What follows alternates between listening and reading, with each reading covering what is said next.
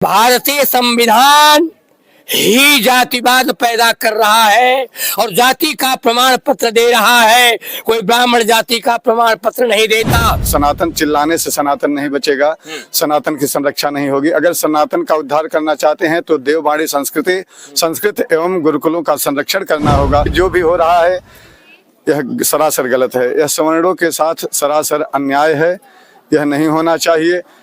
यह कर रहे हैं तो अपने ही पैर पर कुल्हाड़ी मार रहे हैं। एक तरफ पूरे देश में अंग्रेजी शिक्षा का प्रसार हो रहा है, लोग अंग्रेजी शिक्षा की तरफ लगातार आकर्षित भी हो रहे हैं और अग्रसर भी हो रहे हैं। वहीं कुछ ऐसे लोग भी हैं जो आज भी देववाणी संस्कृत के प्रचार प्रसार में अहम भूमिका निभा रहे हैं। और एक ऐसा ही आश्रम है प्रयागराज के देवली गांव में, जो कि आज भी लोगों को शिक्षा दे रहा है, पूरी तरह से निःशुल्क शिक्षा दे रहा है और वैदिक शिक्षा के प्रचार प्रसार के लिए अच्छा काम कर रहा है। इसी बीच हम आ गए हैं इस देवली प्रतापपुर के आश्रम में और यहाँ पर जो भी लोग मौजूद हैं, हम इसे समझने की कोशिश करेंगे, जानने की कोशिश करेंगे कि आखिर आज यहाँ पर क्या कार्यक्रम हुआ है, यहाँ पर क्या क्या चीजें हो रही हैं और बच्चों के लिए क्या किया जा रहा है। आचार्य जी, आज यहाँ पर आपके आश्रम में काफी कुछ रौनक दिखाई दे रही है, यहाँ पे काफी कुछ कार्यक्रम दिखाई दे रहा है, तो क्या क्या कार्यक्रम हुआ है आज यहाँ? जी, यहाँ पर जो गुरुकुल संचालित होता है तो प्रत्येक वर्ष नए विद्यार्थी आते हैं, उनको वेद पढ़ने का अधिकार प्राप्त हो, इसके लिए यज्ञोपवीत संस्कार कराया जाता है। उसी के उपलक्ष्य में यज्ञोपवीत संस्कार आज हुआ, लगभग 25-27 विद्यार्थियों का। और उसी के उपलक्ष्य में 5 दिवसीय श्री हनुमत रुद्र महायज्ञ एवं श्री राम कथा का आयोजन किया गया था। और आज यज्ञोपवीत के बाद देश विदेश भारत के विभिन्न प्रांतों से पधारे संत भगवान, उनका सम्मेलन होगा, उनके द्वारा आशीर्वाद बच्चों को दिया जाएगा और धर्म संस्कृति आदि पर कुछ विषयों पर चर्चा होगी। आज देखा ही जा रहा है कि एक तरफ लोग अंग्रेजी शिक्षा की तरफ जा रहे हैं, लगातार आगे बढ़ रहे हैं, वहीं पर आप लोगों को वैदिक शिक्षा की तरफ कहीं ना कहीं आगे बढ़ाने का कार्य कर रहे हैं, लोगों को फ्री शिक्षा दे रहे हैं। यहाँ पर जो बच्चे आते हैं वो रहते भी हैं, खाते भी हैं, यहाँ पर सारी सुविधाएं आप दे रहे हैं, तो क्या उद्देश्य इसके पीछे और कैसे कर पा रहे हैं ये सब?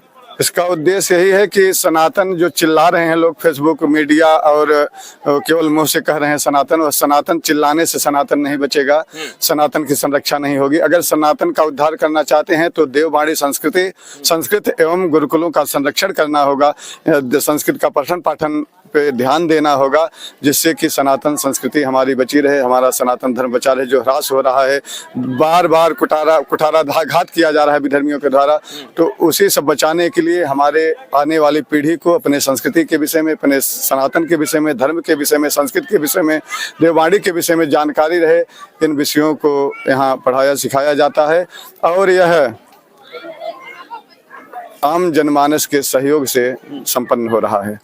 तो आम जनमानस के सहयोग से कार्य संपन्न हो रहा है। और आचार्य जी कहना यह भी है कि विधर्मियों के द्वारा कुठाराघात किया जा रहा है। लेकिन आचार्य जी, एक प्रश्न तो ये भी खड़ा होता है कि अगर विधर्मी कुठाराघात करते हैं तो फिर भी समझ में आती है, लेकिन जिस पार्टी को सामान्य वर्ग ने इतना पाला पोसा, इतना बड़ा किया, 2 सांसदों से लेकर बहुमत तक ले आए, जब वो पार्टी एक ऐसा कानून लाती है जिससे पूरा समाज टूट जाता है, बिखराव की स्थिति में है, एक दूसरे के लोग दुश्मन बनते हुए दिखाई दे रहे हैं, तब क्या कहेंगे इस पर आप?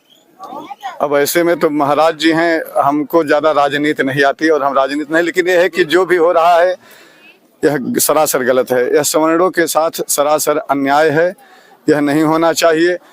यह कर रहे हैं तो अपने ही पैर पर कुल्हाड़ी मार रहे हैं। अगर ऐसा कर रहे हैं तो अपने ही पैर पर कुल्हाड़ी मार रहे हैं। हम बात करते हैं इस विषय पर सुदर्शन महाराज से, जो कि जिसे काफी अच्छे जानकार हैं, काफी बारीकी से चीजों पर नजर रखते हैं। महाराज जी प्रणाम। सुदर्शन शरण महाराज, संस्थापक भगवान परशुराम अखाड़ा, प्रयागराज। वर्तमान के परिप्रेक्ष्य में जो स्थितियां परिस्थितियां बनी हुई हैं, उन परिस्थितियों का निराकरण सत्य सनातन संस्कृत की सुरक्षा से ही संभव है। इसलिए जो कार्य आज यहाँ बजरंग धाम में आश्रम में हुआ है, यह कोई नया कार्य नहीं है।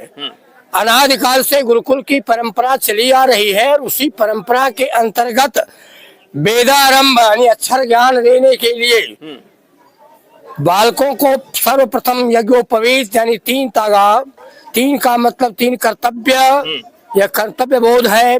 उसके बाद उसमें 9 फेरे होते हैं दिन में, नवग्रह का ज्ञान, फिर वो 94 अंगुल का यज्ञोपवीत होता है। उसका मतलब है कि वेद पुराण श्रुति स्मृति मिला करके, हमारे धार्मिक ग्रंथों को मिला करके कुल 94 की संख्या आती है, और संपूर्ण हम उस यज्ञोपवीत के माध्यम से उस बालक को धारण कराते हैं कि आने वाले समय में इसी के सहारे आप संस्कृति की रक्षा करोगे। कारण भी यही था कि मुगल काल में हिंदुओं के बजाय औरंगजेब यज्ञोपवीत कटवाता था। यज्ञोपवीत अगर नष्ट हो जाएगा तो हम हिंदुत्व समाप्त हो जाएगा, क्योंकि ब्राह्मणत्व ही हिंदुत्व है। अगर ब्राह्मणत्व नहीं रहेगा तो हिंदुत्व को समाप्त करने में हमें लगेगी। महाराज जी इसलिए हम यज्ञोपवीत के माध्यम से प्रतिवर्ष यह कार्यक्रम करते हैं। इस बजरंग आश्रम को मैं बहुत ही धन्यवाद देता हूं कि उन्होंने आज 28 बालकों का यज्ञोपवीत कराया। संख्या बड़ी अटपटी लगती होगी, 5 का होता है, 11 का होता है, 7 का होता है, 28 का क्यों? क्योंकि 27 नक्षत्र है, एक अभिजीत नक्षत्र को मिला करके 28 नक्षत्र है।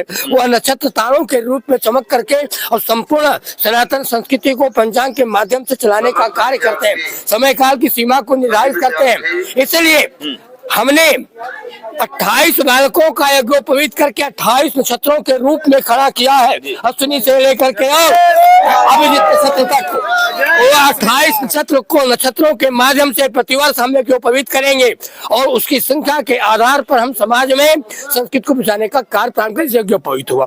यहाँ राम कथा भी हो रही थी। वह राम कथा कि राम ने सकहि नाम गुण गाई, राम भी जिस राम की चर्चा नहीं कर सके। राम परशु सहित बड़ राम नाम तुम्हारा, राम से बड़ा नाम परशुराम, यानी वो खष्टम अवतार थे। तो परशुराम की कथा, राम की कथा, पुनः बंदव नाम राम रघुबर को, हेतु कुशान भानु हिमकर को, रकार अकार मकार, यानी अग्नि और सूर्य और चंद्रमा, ये तीनों का सम्मिश्रण मिलकर के राम बनता है। राम शब्द का मतलब होता है रा बोलते हैं मुंह खुलता है, म बोलते हैं बंद होता है, मुंह खुलता है, विकार बाहर जाता है, म बोलते हैं विकार नहीं आने पाता है। ऐसे राम की कथा का श्रवण 7 दिन होता है, और स्थान स्थान पर राम की कथा पूरे देश भर में चल रही है। इसलिए यहाँ भी उस कथे का महाराज जी, राम कथा की बात सही है, राम मंदिर भी बना वो भी सही है, लेकिन इस समय जो चीजें चल रही हैं, जिस संस्कृति की वर्तमान के समय में जो कुछ भी हो रहा है, यह बिल्कुल ही ठीक नहीं हो रहा है। पता है, समस्या के लिए समाधान, समस्या आती है तब समाधान होता है, और समाधान के लिए समस्या होती है। अभी सुप्रीम कोर्ट के सीजेआई ने एक विषय बोला है कि यहाँ जाति के आधार पर नहीं, आरक्षण के, अरे वो आर्थिक आधार पर आरक्षण होना चाहिए। बिल्कुल ठीक है, गरीबी हर जगह है, अभाव हर जगह है। अब रह गया कि आज जो जातिवाद की व्यवस्था के अंतर्गत विगत 10 वर्षों से 15 वर्षों से लेकर के अब तक जो एक विवाद चला आ रहा है, इस जातिवाद के विवाद के पीछे कोई जाति विशेष नहीं है। अब लोग कहते हैं कि ब्राह्मणों ने जाति बनाई, सवर्णों ने अछूतों का निर्माण किया। मैं यह पूछना चाहता हूं आपके समाचार पत्र के माध्यम से और इस कार्यक्रम के मंच के माध्यम से, सरकार से, नीति निर्धारकों से, कि भारतीय संविधान ही जातिवाद पैदा कर रहा है और जाति का प्रमाण पत्र दे रहा है, कोई ब्राह्मण जाति का प्रमाण पत्र नहीं देता। आप अगर जबान से बोलते हो तो आप पर मुकदमा दर्ज होगा, लेकिन जो लिख करके दे रहा है किसी की जाति, उस पर मुकदमा क्यों नहीं दर्ज होना चाहिए?